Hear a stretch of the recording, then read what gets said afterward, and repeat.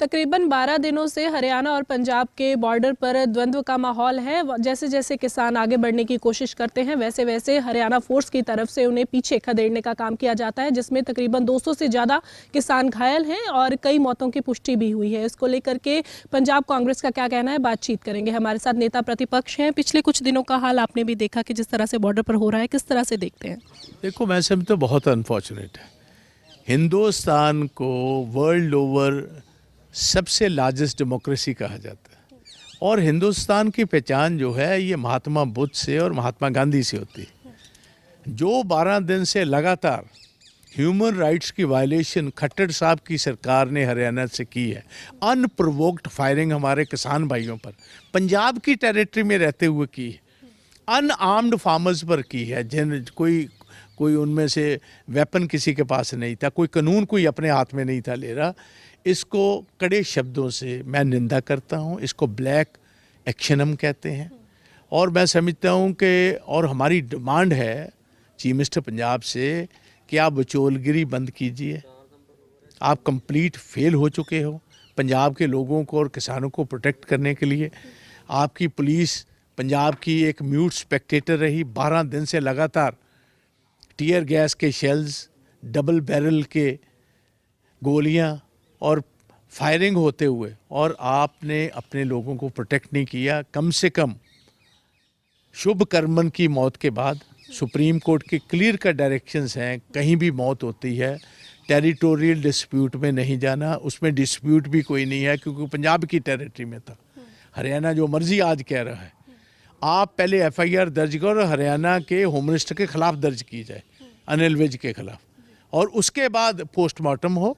इसके last rites जो हैं शुभ करण के वो किए जाए और बाकी बाद में कीजिए। और उसके बाद 250 किसान जो है उनकी इंडिविजुअल FIRs भी की जाए, वो अननोन के खिलाफ ही कर लो और उसके बाद कार्रवाई शुरू की जाए कि कौन कौन से लोगों ने दूसरी तरफ से फायर किया है। अल्टीमेटली हमने सभी को कचहरी में लेकर जाना है, कचहरी में लेकर जाना है, इनको सजाएं करवानी है, यही हमारा मकसद होगा जी। हाल ही में हरियाणा में बजट पेश किया गया है, मुख्यमंत्री की तरफ से और डिप्टी CM की तरफ से भी बयान दिए गए हैं। उनका कहना है कि हरियाणा के किसान खुशहाल हैं और सिर्फ पंजाब के ही किसान जो हैं वो MSP मांग रहे हैं और हरियाणा जो है 14 फसलों पे MSP दे रहा है। 2 दिन पहले हिसार में ज़बरदस्त पैमाने की लाठीचार्ज अपने किसानों पर हुआ है। ये जो गोलीबारी हमारे पर हो रही है, बेसिकली हरियाणा के किसानों को इनडायरेक्टली मैसेज दिया जा रहा है कि अगर आप पंजाब के किसान की मदद करोगे पिछली तरह तो आप पर भी यही ट्रीटमेंट होगा। तो इसीलिए दबाव के नीचे हरियाणा के किसान हमारे भाई जो हैं, अभी तो आगे ये जो मूवमेंट ख़त्म तो नहीं हुई, ये तो अभी सारी किसान यूनियन सारे देश की 450 जो यूपी की, मध्य प्रदेश की, राजस्थान की, दिल्ली की, ये सारी इकट्ठी हो रही हैं और मुझे पूर्ण आस है कि किसानों की मांगों पर सारे के सारे फिर से इकट्ठे होंगे। हरियाणा में सेशन चल रहा है, वहाँ पर भी देखा कि कांग्रेस ने सरकार को घेरने की कोशिश करी थी। अब पंजाब में भी सेशन शुरू होने वाला है, क्या आप लोगों की तरफ से भी ये जो प्रस्ताव है लाया जाएगा?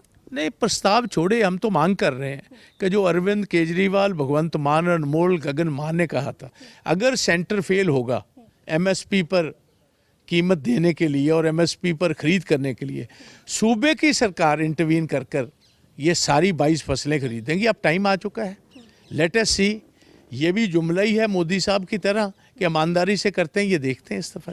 आखिरी सवाल मैं आपसे लूंगी, इंडिया अलायंस के तहत आज 5 जगहों पर आम आदमी पार्टी और कांग्रेस को सीटें शेयर हुई हैं, पर पंजाब उसमें नहीं आया, पर चंडीगढ़ की जो सीट है वो कांग्रेस के हिस्से आई है। किस तरह से देखते हैं? देखो, मैंने आपको कहा शुरू से पंजाब का स्टेट यूनिट पहले से ही ये मांग कर रहा था कि हमारा, we are the main opposition party. बाकी कहीं भी, ना चंडीगढ़ में, ना दिल्ली में, ना गुजरात में Congress is in that position. आप समझते हो ना, आप उस पोजीशन में है। वहाँ अगर ये कहीं इकट्ठे हो भाजपा को रोकने के लिए होंगे, मगर इधर we are the main opposition. इधर जितना हम कसूरवार भारतीय जनता पार्टी को मानते हैं उतना ही कसूरवार आपको मान रहे हैं, तो हम इनके साथ एक कैसे हो सकते हैं?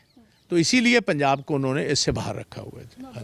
तो तो ये थे हमारे साथ नेता प्रतिपक्ष प्रताप बाजवा और इन्होंने सीधे तौर पर जिस तरह से बॉर्डर पर देखने को मिला है, जो हालात वहाँ पर पैदा हुए हैं, उसको लेकर के हरियाणा के जो गृह मंत्री है अनिल विज के ऊपर एफआईआर करने की मांग की है और साथ ही साथ अलायंस पर भी अपने विचार व्यक्त किए हैं। वीडियो जर्नलिस्ट जस्सी के साथ खबरें अभी तक के लिए चंडीगढ़ से हरसिमरत।